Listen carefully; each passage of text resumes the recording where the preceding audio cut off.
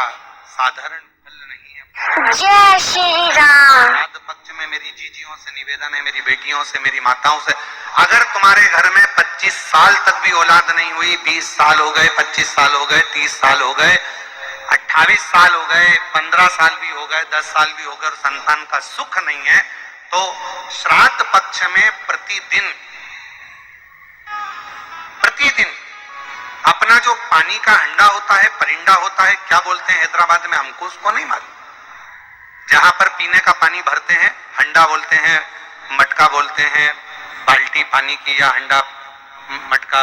गगरा, जो भी भर कर रखते हो रसोई घर के अंदर पीने का, उस पानी के भरे हुए हंडे के पास में पितरों का स्थान होता है। वो पितरों के स्थान के पास में कटोरी में थोड़ा सा दूध रखिए, एक बेलपत्र रखिए, और वो बेलपत्र और दूध को आप प्रतिदिन 16 दिन तक लगातार शिव जी को रोज रखो, रोज समर्पित करना प्रारंभ करो। बस बेलपत्र शिवलिंग के ऊपर और दूध जहां अशोक सुंदरी का स्थान है, आपको मालूम होगा, जरा ध्यान देंगे, ये शिवलिंग, ये जलाधारी, ये भगवान शंकर का शिवलिंग है, ये जलाधारी है, माता पार्वती जी का हस्त कमल, और सामने जो चरण है जहां से पानी बहता है, राइट भाग गणेश जी का, लेफ्ट भाग कार्तिकेय जी का, बीच में एक मोटी सी लाइन होती है जिसको अशोक सुंदरी कहा जाता है। शंकर भगवान की 6 बेटियां हैं। 6 बेटियों में शंकर जी के ऊपर जो कलश रखा होता है, उसमें से जो बूंद बूंद पानी गिरता है, वो कलश 5 बेटियों का स्थान होता है, जया, विषहरा, शामली बारी,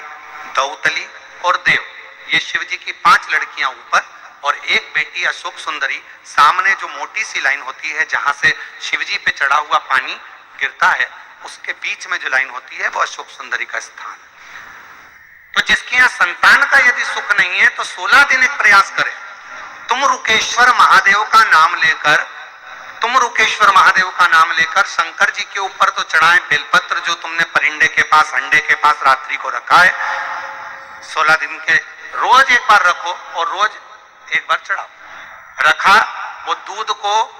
अशोक सुंदरी के स्थान पर समर्पित करना है और बेलपत्र को शिवलिंग पर समर्पित करना है। 16 दिन कर कर देखिए, उसके 3 महीने के अंदर देवाधिदेव महादेव की कृपा से गर्भ जरूर ठहरेगा, शिव की कृपा जरूर,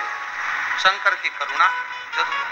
गर्भ अवश्य ठहरेगा। पर नाम स्मरण रखना है, कौन से महादेव, जम के बोलो जरा, तुम रुकेश्वर महादेव। फिर से बोलिए, तुम रुकेश्वर महादेव। तुम रुका जी कौन, जिन्होंने भगवान शंकर की अविरल भक्ति को, भगवान शिव की अविरल रचना को, भगवान शिव के मंत्र जाप को, शिव जी के स्मरण को, भगवान शंकर की अविरल कथा को निरंतर गाया है, वो तुम रुका जी है, वो